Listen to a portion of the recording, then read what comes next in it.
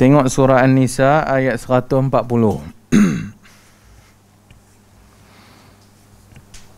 Allah Ta'ala firman, وَقَدْ نَزَّلَ عَلَيْكُمْ فِي الْكِتَابِ أَنْ إِذَا سَمِعْتُمْ آيَاتِ اللَّهِ يُكْفَرُ بِهَا وَيُسْتَهْزَأُ بِهَا فَلَا تَقْعُدُوا مَعَهُمْ حَتَّى يَخُوضُوا فِي حَدِيثٍ غَيْرِهِ إِنَّكُمْ إِذًا مِثْلُهُمْ إِنَّ اللَّهَ جَامِعُ الْمُنَافِقِينَ وَالْكَافِرِينَ فِي جَهَنَّمَ جَمِيعًا وَقَدْ نَزَّلَ عَلَيْكُمْ فِي الْكِتَابِ, dan sesungguhnya Allah Subhanahu wa Ta'ala menurunkan alaikum, ke atas kamu, fil kitabi, di dalam Alkitab, an idza sami'tum ayatillahi yukfaru biha, bahawa apabila kamu mendengar ayat-ayat Allah Subhanahu wa Ta'ala, yukfaru biha, diingkari, wa yustahza'u biha, dan dibuat main-main, fala taq'udu ma'ahum, maka jangan kamu duduk bersama mereka, hatta yakhudu fi hadithin ghairihi, sehinggalah yakhudu, mereka itu cakap bab lain. Yakhudu fi hadithin ghairihi, sehinggalah mereka tukar topik yang lain ataupun bercakap perkara yang lain. Innakum idzan mithluhum, dan kalau sekiranya kamu duduk bersama mereka, innakum idzan mithluhum, maka sesungguhnya kamu itu macam mereka. Kamu itu samalah seperti mereka. Surah An-Nisa.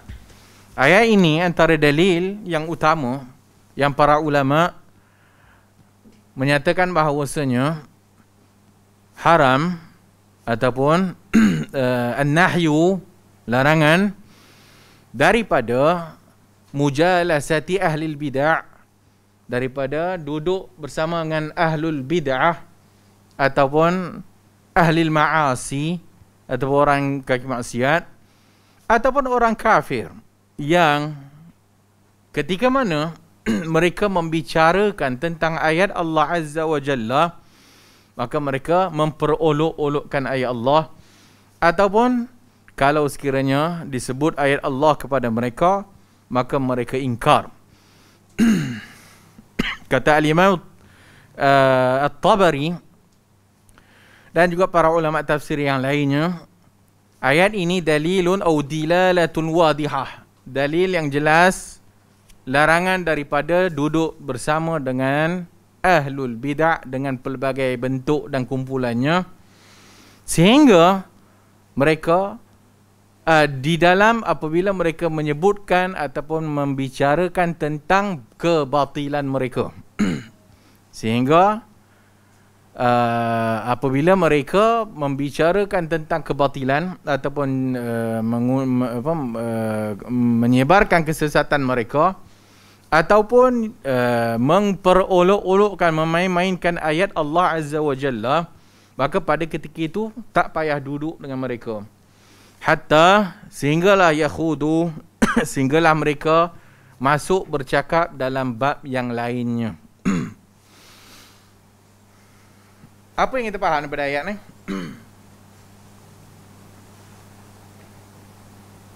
Boleh duduk dengan ahli bid'ah tak?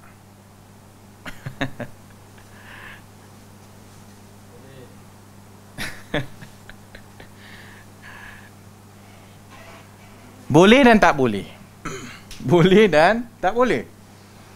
Mujalasah au musahabah ahlul bid'ah, tapi ayat ini lebih kepada orang kafir. Duduk dengan orang kafir dan sebagainya, sehingga mereka memperolok-olokkan ayat Allah. Tapi termasuk di dalam ayat ini orang yang bermaksiat kepada Allah Azza wa Jalla dan ahlul bid'ah. Orang yang bermaksiat kepada Allah Ta'ala, maka kita dilaranglah duduk bersama dengan mereka.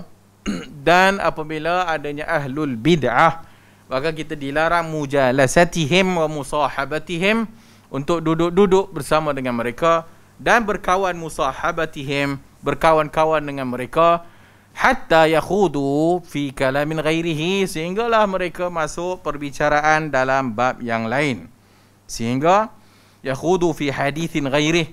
So kalau sekiranya mereka telah stop daripada bercakap tentang bid'ahnya, ataupun kalau dia telah stop daripada bercakap tentang ataupun melakukan kemaksiatan mereka, ataupun mereka telah tidak lagi memperolok-olokkan ayat Allah Azza wa Jalla, maka pada ketika itu ayat ini secara zahirnya tak ada masalah. Tak ada masalah. Para ulama salaf, Ibn Sufyan, Ibn Uyainah dan semua, Al-Auza'i dan sebagainya, sehingga para ulama yang menulis tentang kitab-kitab akidah, termasuk yang berikutnya ke bawah Al-Barbahari dan sebagainya, maka mereka menyebutkan tentang tidak dibenarkan untuk duduk mujalasah bersama dengan ahlul bid'ah. Tak dibenarkan duduk dengan ahli bid'ah atau ahli maksiat dan sebagainya. Kenapa?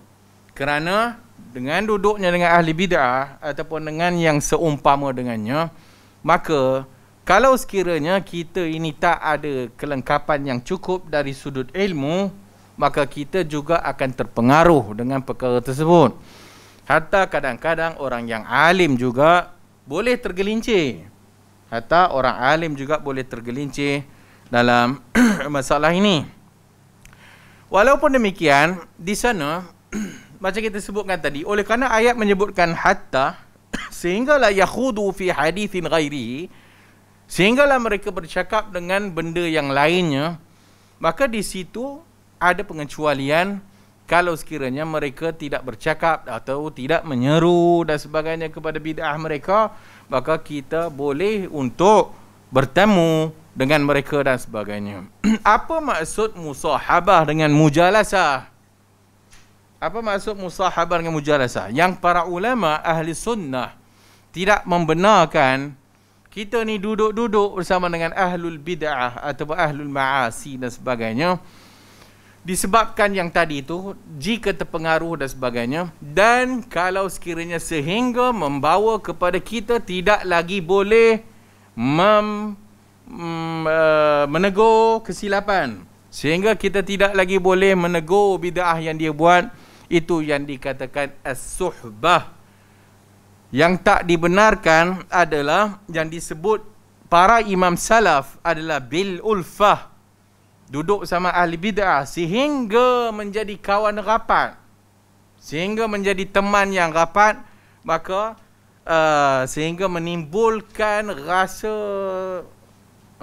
siqah, percaya kepada ahli bid'ah, sehingga menimbulkan rasa cinta kepada ahli bid'ah, sehingga menimbulkan bahawasanya kita tidak lagi berani menegur bid'ah yang dia buat, sehingga kita pun dah tak ada kemampuan untuk menegur dia disebabkan musahabah. Maka para ulama maksudkan bil ulfah adalah as-suhbatu tammah. As-suhbah tammah. Jadi sahabat yang betul-betul sahabat lah. As-suhbah at-tammah allati taqtadi, yang membawa kepada al-mawaddatu, yang membawa sehingga kita berasa cinta. Al-mawaddah wat-tazkiyatu wan-nusrah, sehingga kita mentazkiyahkan dia, rekomenkan dia, wan-nusrah, dan menolong di atas bid'ahnya. Itu yang dimaksudkan dengan apabila dia berkawan dengan ahli bid'ah, sehingga menjadi kawan yang rapat, sehingga memang betul-betul kamcing kata orang bahasanya, sehingga orang yang macam ni tidak ada lagi kemampuan untuk menegur kejahatan yang dia buat, atau menegur bid'ah yang dia buat, atau menegur kesalahan dan sebagainya. Maka itu yang dimaksudkan dengan al-mujalasah wal musahabah. Itu yang dimaksudkan al-mujalasah wal musahabah. Kerana Nabi kata al-mar'u ala dini khalilih. Seseorang itu berdasarkan agama kawannya. Maka tengoklah siapa yang dia kawan. May yukhalil. So kalau kita kawan dengan ahlul bid'ah, sehingga betul-betul yang namanya kawan, sehingga dah tak mampu lagi untuk menegakkan kebenaran, sehingga kita siqah kepadanya, sehingga kita tazkiyah, bagi tazkiyah kepada dia, sehingga cinta kepada dia, sehingga nusrah, membantu dia dalam bid'ah dan kesesatan dia, maka itu yang rosak. Itu yang rosak. Maka daripada apa yang kita tak nak cakap malam ni, banyak kalam para salaf berlambak. Kalam para salaf berlambak menyatakan tak dibenarkan mujalasah, duduk dengan ahli bid'ah. Ya, memang itulah secara umum Imam Ahmad ni, Sufyan Ibn Uyainah Al-Auza'i nya, semua ulama-ulama yang menulis dalam kitab Aqidah Ahli Sunnah, semua akan menyebutkan tentang bab ni, iaitu mujalasah, duduk dengan ahli bid'ah. Kenapa demikian? Kerana dibimbangi, kita juga akan terpengaruh dengan syubuhat-syubuhat yang dilemparkan ataupun yang dikeluarkan oleh ahli bid'ah. Kerana al-qulubu dha'ifah, kerana hati kita ni lemah, wasyubhatu khattafah, dan syubhat itu mematuk-matuk. Syubhat mematuk-matuk. Maka bila duduk lama, duduk berkawan lama, maka syubhat itu mula-mula kita rasa kita bagi muka lah, ataupun kita kata dia tersilap, tapi dia kita sayang kat dia. Lepas tu dia membawa kepada sedikit, oh betul juga apa yang dia kata, betul juga. Kemudian rasa dah segan pula nak tegur hak bid'ah yang dia buat dan sebagainya, kerana kawan. Sehingga akhirnya orang kutuk dia pun, atau orang kutuk ahli bid'ah ni pun, kita mempertahankan ahli bid'ah. Kita mempertahankan ahli bid'ah ni. Itu poin utama daripada memboikot ahlul bid'ah. Para ulama sebut, jangan membaca buku ahli bid'ah. Kenapa jangan baca buku ahli bid'ah? Kerana akan timbul syubhat. Jangan masuk kelas ahli bid'ah. Boleh tak kita join kelas Nahu oleh ustaz ahli bid'ah ni? Maka sebagai para ulama kata jangan, walaupun yang diajar itu Nahu.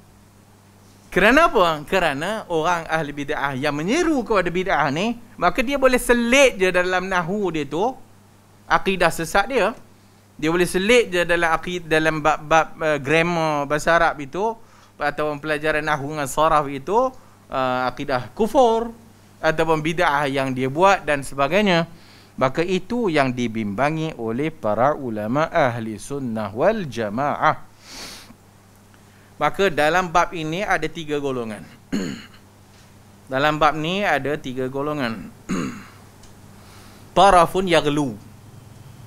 Golongan pertama, golongan yang melampau.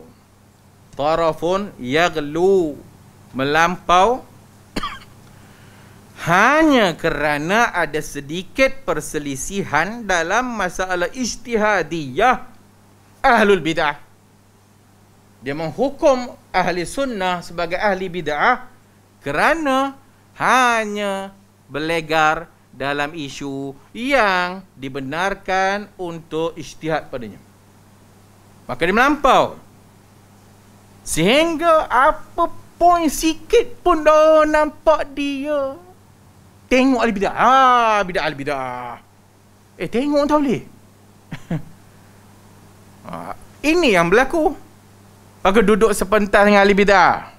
Duduk sepentas dengan ahli bid'ah. Ahli bid'ah menyokong bid'ahnya ahli bid'ah. Tazir. Jangan dengar daripada dia dah bombang, bawa keluar nas para ulama salaf. Jangan duduk bersama ahli bid'ah, jangan duduk bersama ahli bid'ah. Yang cakap tu kita akidah pun tak habis baca. Yang cakap tu Kitabut Tauhid Muhammad Abdul Wahab tak pernah khatam. Yang cakap tu Kashfus Syubuhat Muhammad Abdul Wahab tak pernah faham. Tak pernah baca Aqidah Wasitiyah pun, tak pernah baca Tahawiyah pun, tak pernah baca Zammut Ta'wil pun. Semua kita akidah tak pernah baca pun. Tapi yaghlu, melampau. Terutamanya budak-budak yang baru dapat manhaj. Baru dapat manhaj 2-3 hari. Maka dia pun ghulu, melampau. dalam menghukum ahli sunnah sebagai ahli bid'ah hanya disebabkan duduknya ahli sunnah itu dengan ahli bid'ah. Tak pernah nampak Syekh Ibn Utsaimin duduk dengan ahli bid'ah? Duduk. Duduk. Mujalasah musahabah. Dengan hanya duduk sepentas, adakah dia berkawan? Dengan hanya duduk sepentas, adakah dia mujalasatu ahlul bid'ah? Bila kena dekat ustaz kita yang duduk dengan ahli bid'ah, oh ustaz ini mempertahankan sunnah. Bila ustaz yang tak favor kita, oh dia ahli bid'ah, menyokong bid'ah.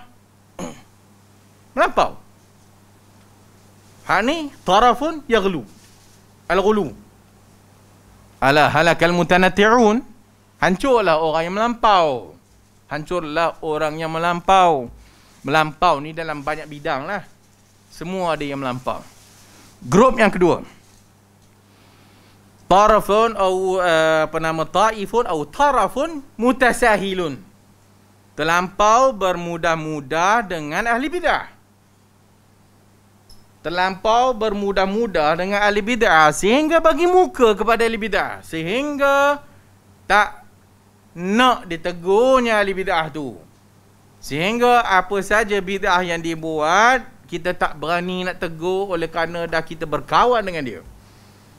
Atau terlampau bersangka baik, oh dia ni mungkin tersilap dan sebagainya, boleh jadi yang ke depan dia akan kembali, oh whatever lah. Ini mutasahil. Terlampau cuai, terlampau bagi muka kepada ahli bid'ah, sehingga ahli bid'ah pijak kepada kita, sehingga kita tak mampu lagi untuk membendung bid'ahnya, sehingga ke tahap kita macam kita bagi sokongan kepada dia, kita bagi pertolongan kepadanya. Apabila dia menyebarkan bid'ahnya ataupun pandangannya, kita membela pandangan bid'ahnya itu. Ini pun ngarut. Hak ni pun ngarut. Hak yang tadi tarafun, satu yang melampau. Hak yang satu ni satu hak yang terlampau cuai. Asalnya banyak kali lah kan ustaz-ustaz sunnah kita cakap bab gulu dengan hak yang tak gulu ni ataupun cuai ni. Banyak dah. Kerana itu asas. Apa-apa pun kalau melampau, hancur. Kalau terlampau cuai dan bagi muka sangat pun hancur juga. Adapun tarafun yang ketiga, golongan yang ketiga, maka tarafun wasat. Tarafun yang berada di tengah-tengah, wasat, muttabi'un lis-sunnah, yang mengikut sunnah. Yang mengikut sunnah Rasulullah sallallahu alaihi wasallam. Naha, melarang daripada muwalad ahlul bid'ah. Kita dalam masa yang sama, kita larang daripada menjadikan ahli bid'ah sebagai wali. Jangan jadikan ahli bid'ah sebagai teman rapat. Kafir pun tak boleh tak? Jangan menjadikan ahli bid'ah sebagai ialah sehingga kita menyokong yang macam tadi tu. Maka tarafun, hak yang ketiga ni, suatu kumpulan yang wasat. Yang wasat dalam arti kata kita melarang daripada orang buat bid'ah, dan kita bagi peringatan daripada orang yang mengikut ahlul bid'ah, dan kita bagi peringatan kepada kesalahan-kesalahan yang dia lakukan. Dan dalam masa yang sama, kita mengingkari juga untuk bercinta-cinta dengan mereka. Maksudnya bagi muwaddah, kita benci kepada maksiat yang dibuat, benci kepada bid'ah yang dia buat, benci kepada hak akidah yang merosakkan, yang bercanggah. Tetapi dalam masa yang sama, ada ruang yang kita lihat mungkin ada hajat ataupun maslahah yang perlu untuk kita berjumpa, atau yang perlu untuk kita duduk sekali berbincang. Kata Syekhul Islam Ibn Taymiyah rahimahullah, wal maqsudu bihada, ini Ibn Taymiyah nah, Ibn Taymiyah. Wa maqsudu bihada, fal maqsudu bihada, maksud an yahjura, kita memboikot. Maksud kita memboikot orang Muslim adalah memboikot as-sayyiat, memboikot benda buruk yang dia buat. As-sayyi'at wa yahjura, dan kita boikot untuk menjadi qarana usu, menjadi kawan yang buruk kepada dia. Maksudnya jangan jadikan dia kawan yang macam disebutkan tadi. Kemudian yang memberikan mudarat dalam bab mahabbatuhum, sehingga kita memudaratkan diri kita, sehingga kita ke tahap mencintai dia, sehingga kita tahap terlampau sangat bagi keuzuran kepada dia, sehingga yang jadi kepada kumpulan hak yang mutasahil tadi ni, hak yang bermudah-mudah ni. Kemudian kata Ibn Taymiyah rahimahullah, illa lihajatin, melainkan kalau ada hajat, au li maslahatin rajihah, ataupun kalau ada maslahah yang rajihah. Maslahah rajihah ni apa dia? Maslahah kepentingan yang rajihah, antara kepentingan dengan mafsadah. Maslahah dengan mafsadah bukan tak ada dua-dua ada. Dia ada maslahah dan dia ada mafsadah. Tapi bila disebut maslahatun rajihah, maslahahnya mengatasi mafsadah. Hak ni dalam bab fiqh semua sekali. Kita dua-dua, mana ada benda yang perfect, semua tak ada. So kalau kita lihat bahawasanya adanya maslahah yang kita perlu untuk duduk sekejap dengan dia, bukan bermaksud duduk itu macam kita sebut tadi mesti menyokong. Bukan bererti mesti ikut saja apa yang dia cakap. Bukan bererti mesti benarkan saja apa yang dia cakap. Tapi kalau dia bercakap benda itu benar, boleh terima tak? Kalau dah setan pun kita boleh terima. Ini orang Islam yang buat bidah. Nabi kata kepada ahli kitab, ya ahli kitab, ta'alau ila kalimatin sawa. Oi ahli kitab, mari kita duduk ni bersama dengan suatu kalimat yang sama. Dengan suatu kalimat yang sama. Apa dia kalimat yang sama? Allah. Hak yang esanya. Ada beza tak? Ada beza Kristian dengan Islam. Sebab Kristian mempersekutukan Allah. Tapi dalam pada masa yang sama, Trinity itu, Father itu adalah Tuhan yang Maha Besar tu, Allah. Apabila Nabi SAW panggil ahli kitab, mari kita duduk sekali atas kalimat yang sama. Atas kalimat yang sama. Adakah Nabi ikut orang kafir? Adakah Nabi membenarkan ahlul Yahud wan Nasara? Tak. Hak ni jelas. So benda ni bukan dicakap-cakap oleh orang hak awam, hak ngaji tak berapa-berapa, tak apa-apa ngajinya. Kemudian dia mengulas pasal orang, ai laju je mengulas pasal orang. Kalau kita duduk dengan satu majlis dengan ahli bid'ah, dalam masa yang sama bila disebut hadis palsu, dalam masa yang sama kita kata hadis itu palsu. Boleh tak? Kenalah. Itu syarat dia. Syarat nak mujalasah dengan ahlul bid'ah, mesti ada ilmu dan mesti menegur kesalahan dia dalam waktu yang sama. Jangan tunggu. Yes, dia tengok tang-tang tu dia sebut bid'ah dia tu. Tang-tang tu lagi kita bantai dia. Walau kita sedang membicarakan poin yang sama, tapi dalam bab ini saya berselisih dengan dia sebab dia ni ada palsu. Begitulah yang dilakukan oleh para ulama kita. Tapi kalau orang hak macam kita ni, jangan duduklah. Hak orang yang macam kita ni, jangan duduklah. Hak tak berapa nak faham, hak bab ni pun masih tak faham lagi. Jangan duduk. Maka kita bagi tahu umum. Kita bagi tahu umum kepada anak-anak murid, jangan baca kitab ahli bid'ah. Ya, betul. Apabila dia telah mencapai suatu tahap ilmu yang kita pun percaya dia faham, dan dia boleh baca, dan dia boleh selidik, dan dia boleh buat bahas, kita larang tak dia baca buku ahli kitab atau buku ahli bid'ah? Dia ada kemampuan. Bahkan dia ada kemampuan untuk mengkritik lagi. Dia tak boleh baca? Bacalah. Kitab-kitab yang ada pun ada kesalahan. Hak yang kita duk baca tu, Bulughul Maram, Fathul Bari, An-Nawawi. Tak ada salah. Ada. Tapi kita belajar hak mana betul, hak mana tak, hak mana betul, hak mana tak. Al-Imam Al-Bukhari, imam hadis mengambil riwayat ahlul bid'ah, mengambil riwayat ahlul bid'ah yang tidak menyeru kepada bid'ahnya. So kita depends, tengok. Jangan apabila orang kita yang duduk sekali dengan ahli bid'ah, oh dia ni singa sunnah. Orang yang kita tak suka ada dalam grup lain sunnah juga tapi ceroy. Maka kita pun tuduh ahlul bid'ah, ahlul bid'ah. Dari satu sudut, hang tu dah memang tuduh hak kawan ni dah tak sunnah dah pun. Dah tuduh dah kawan ni dah memang tak sunnah dah pun. Tiba-tiba kawan ni duduk dengan ahli bid'ah. Hang marah kenapa?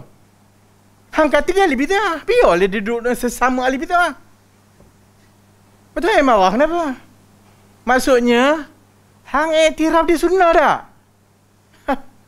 Hang iktiraf dia sunnah. Hang iktiraf dia salafi. Tiba-tiba, ngulah. Suka benar ngulah. Ngajinya tak mau. Ngaji tak mau. Ngulahnya suka. Hak ni memang seronok. Syubuhat dia khattafah. Syubuhat memang, mematuk-matuk. Orang baru belajar kitab.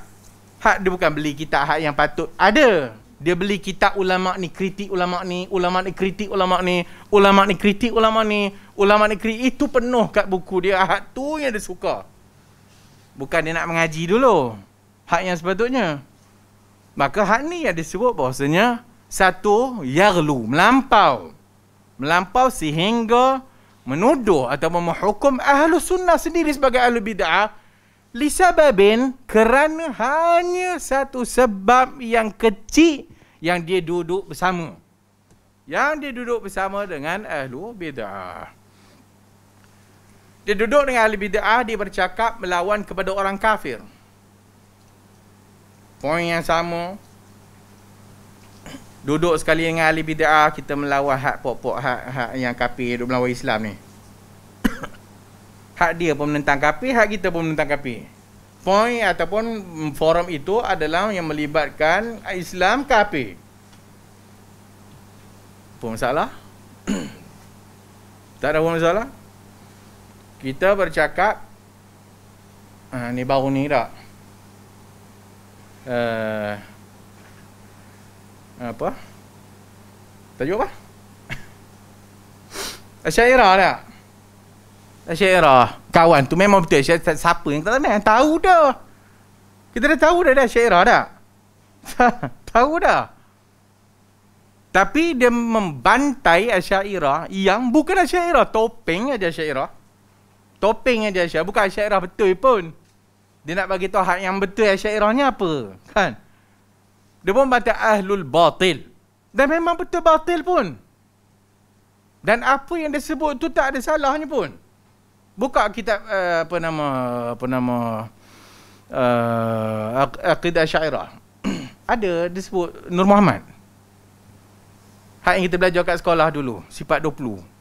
Tambah siapa yang mengaji Dadi Sanawi, Manhaj Al-Azhar, menggunakan silibus Al-Azhar. Kan?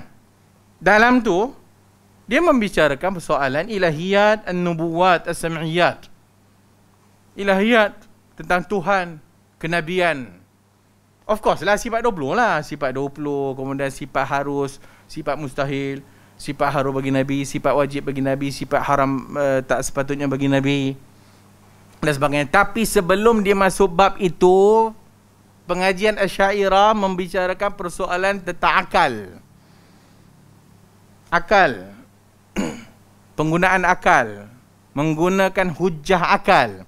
Sebab tu pertama sebelum masuk lagi pembelajaran sifat 20, kita akan belajar dalil. Dalil apa? Dalil naqli, dalil aqli. Dalil naqli, akli. Dalil naqli itu yang dinaqal Quran Sunnah. Dalil akli, dalil akal. Dan betul pun. Al-Asy'ariyah melawan kepada pokok-pokok Mu'tazilah tersebut dengan dalil akal. Dengan dalil akal. Tapi tak ada dalam kitab itu percaya bintang. Tak ada dalam pengajian Asy'ariyah jilat tai guru. Tak ada dalam pengajian Asy'ariyah. Apa lagi lah yang yang sekarang ni sedang berlaku ni. So, dia bercakap tentang topeng. Orang bertopengkan Asy'ariyah, sebenarnya mereka di balik itu adalah ahlul batil. Tapi kita bukan nak bagi tahu bahawasanya dia itu Asy'ariyah manhajnya betul, tak. Dan kita juga tahu panel yang pertama itu apa akidahnya. Kita pun tahu. Dan kita pun tahu bahawa panel yang mewakili sunnah itu banyak kali membantai bapa tu juga. Tak ada apa yang tak disebutnya. Sebut. Tinggal lagi pada ketika itu perbicaraannya adalah khurafat dan kebatilan. Duduk kita bercakap tentang kerasukan jin. Cakap pasal kerasukan jin. Kita pun menekankan di sana ada yang kerasukan betul, ada yang kerasukan yang bohong. Banyaknya bohong. Nak dapat hak betul, hak yang kena rasuk jin tu boleh bilang dengan jari. Kawan itu pun cakap benda yang sama.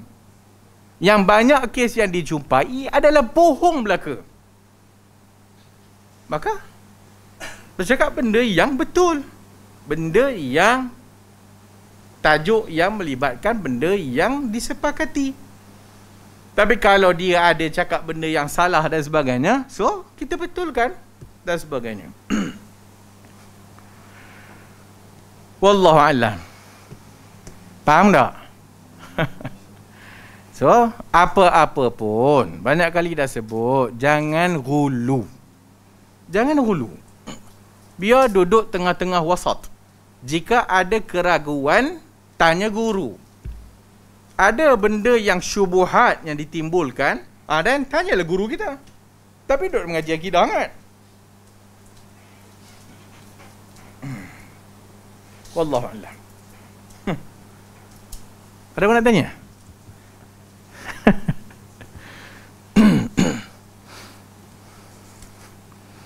Ustaz KA pun sesat juga.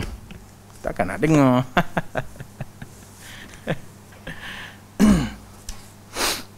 So yang ni kita sebutkan tadi ni adalah juga pandangan ulama-ulama ahli sunnah. Sebagaimana disebut kata Syekhul Islam Ibn Taymiyah, seorang muhaqqiq. Maka dalam apa-apa jua Syekhul Islam Ibn Taymiyah, tengok dia punya pandangan. Tengok pandangan Ibn Taymiyah. Dia sebut sangat Ibn Taymiyah. Terbaca ni tak? Tak pernah baca pun. Ya, Majmu' Fatawa tu ada bawah tu, kalau coklat tu. Tak, siapa nak buka? Siapa nak buka? Ahli bid'ah juga yang mengutuk Ibn Taymiyah sebelum-sebelum ni, tak kita bantai. Pokok yang menyalah faham kalam Ibn Taymiyah. Dan kita sebut dah sebelum ni. Ustaz-ustaz sebelum ni yang dah tak tahu lah pupus ke tak. Hak cakap mengutuk Ibn Taymiyah. Telah kita buat forum menjelaskan apa yang benarnya daripada kalam Ibn Taymiyah dan sebagainya. So senantiasa kita pernah berjumpa dengan hak liberal. Duduk dengan liberal, apa masalah mereka ni? Apa cara fikir dia orang ni?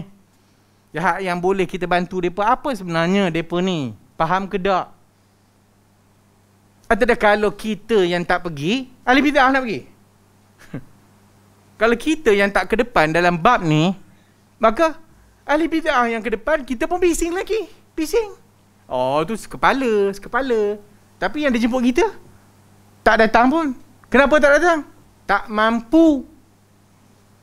Berapa banyak perdebatan yang ustaz-ustaz sunnah kita join sebelum ini, yang dia itu tak ada kemampuan debat. Duduk dengan ahli bid'ah. Apa jadi? Orang nampak ahli bid'ah menang. Tak, siapa yang tahulah kes-kes sebelum-sebelum ni. Kan? Kita tak ada kemampuan nak debat dengan ahli bid'ah, jangan pergi.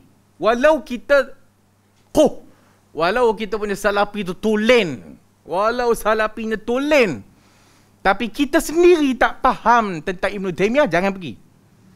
Sebab nanti kita kena syubhat. Dan kalau kita masih belum jelas tentang bid'ah pun, jangan berdebat dengan ahli bid'ah kalau kita sendiri memang tak mampu. Tapi ada je ustaz-ustaz kita yang pergi, yang akhirnya tak nampak menang. Bukan dia tak pandai berhujah. Tak, hujahnya betul. Tapi dalam penyampaian hujah yang tak meyakinkan. Sehingga ahli bid'ah bantai, sehingga ahli bid'ah menjatuhkan, dah tak boleh jawab. Ini masalah. Tapi bila ada orang yang mampu berdebat dalam bab ini, kita kutuk. Ya, ada orang yang mampu berdebat dalam bab ni, oh kita kutuk lah, duduk dengan ahli bid'ah, duduk. Itu je kerjanya. Duduk ahli bid'ah, duduk. Macam dia tu sunnah sangat. Macam dia salafi sangat sungguh lah. Bukan nak marah salafi dah, gitu salafi juga tak. Tapi biar mengaji, biar betul-betul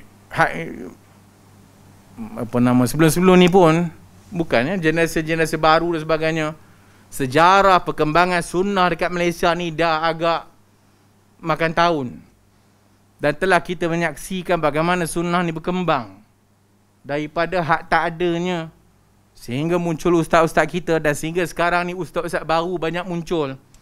Yang kadang-kadang ustaz-ustaz baru ni pun belum ada lagi hak yang sebelum kes-kes perkembangan sunnah yang awal. Yang mereka pun tak tahu dan sebagainya. Yang dia tahu duk melabel. Kita tak suka orang label kita Wahabi, tapi kita duk label orang tidak sunnah. Kalau betul dia memang confirm tak sunnah, okey lah. Kan? Kalau dia betul memang ahli bid'ah dan sebagainya, bantai. Tak kisah. Tapi kadang-kadang perbezaan hanya benda-benda yang boleh dibezakan atau boleh menerima khilaf atau perbezaan. Maka jangan jadikan benda-benda ni sebagai suatu senjata yang nak menjatuhkan sesama sunnah, sehingga ahli bid'ah pun bertepuk tangan dan ahli bid'ah pun suka dalam bab ini, sehingga kita akhirnya tak ke mana. Orang-orang yang sebelum kita dah buat kerja dah. Dia dah tebas, paling kurang dia tebas dah hak lalang-lalang yang ada tu. Hak kita ni lah yang katanya sunnah sangat ni, hak hang lah kena isi hak sunnah tu. Tapi masalahnya dia pun tak isi. Dia pun tak isi. Orang dah tebas dah, naik lalang balik. Dianya tak isi-isi lagi. Tak cucuk tanam lagi kat situ, naik lalang balik dah. Hak yang dikutuk-kutuknya tidak sunnah, itulah yang menebah lalang-lalang yang awal. Tapi hak kita lah yang suka duk hukum sana, hukum sini lah, tak habis-habis. Mengaji tak habis-habis, kitab tak selesai lagi kitab. Tu kadang-kadang duk sibuk sunnah. Hak kitab apa yang kita dah mengaji, dah khatam, dah faham, dah amal. Belum tentu pula lagi tu dia tu faham betul. Belum tentu lagi. So banyak lagi. So jangan tengok kepada orang lain, tengoklah kepada diri sendiri. Jangan tengok orang lain, tengok diri sendiri. Orang lain itu dengan usaha-usaha dia, kita apa usaha kita? Apa yang kita dah buat untuk menyumbang kepada perkembangan sunnah dekat Malaysia ni? Apa kerja kita? Apa tak ada lagi. So, mulakan dengan mengaji. Mulakan dengan study. Belajar dan belajar dan belajar dan belajar. Belajar lama. Tulis zaman. Panjang. Kadang-kadang mungkin kita pun belum nak berapa faham. Tapi lagi belajar, lagi belajar, lagi belajar. Akhirnya Allah kurniakan kepada kita kefahaman. Akhirnya Allah Ta'ala bagi kita betul-betul faham manhaj yang sebenar. Maka barulah pada ketika itu, dengan ilmu tersebut, kita boleh membezakan hak mana yang memang betul bid'ah atau ahli bid'ah, hak yang mana memang betul-betul sunnah. So, mudah-mudahan Allah Subhanahu wa Ta'ala memberikan kita ilmu yang bermanfaat, Al-Quran, sunnah dengan kefahaman salafus salih.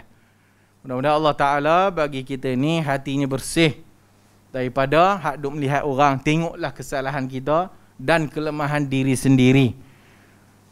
Mudah-mudahan Allah Subhanahu wa taala memberikan ganjaran kepada orang yang telah mendahului kita dalam bab ni. Orang yang telah mendahului kita dalam berdakwah kepada sunnah ni, mudah Allah taala bagi ganjaran kepada mereka. Sebahagian mereka telah pun meninggal.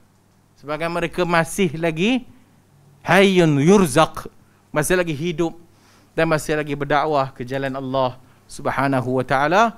Dan itu pun mudah-mudahan kita tengok kadang sekarang ni perkembangan sunnah tak macam dulu. Sekarang ni munculnya ahli bid'ah muncul pelbagai. Tapi lihatlah bagaimana sebelum ini datang ahli bid'ah tenggelam, datang ahli bid'ah baru tenggelam, datang lagi ahli bid'ah yang baru menggantikan yang lama tenggelam dah, datang lagi ahli bid'ah baru menggantikan yang lama tenggelam juga. Tapi sunnah tetap naik. Sunnah tetap naik. Kerana kita bukan tokoh, kerana kita dalil, kita ngaji. So perkembangan ataupun dakwah sunnah dengan ilmu. Dakwah sunnah tidak dengan hanya hamasah, hanya apa orang kata hamasah.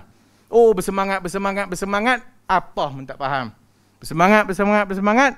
Manhaj salafi itu pun masih belum dipahami lagi. Mudah-mudahan Allah Ta'ala ampunkan dosa kita semua.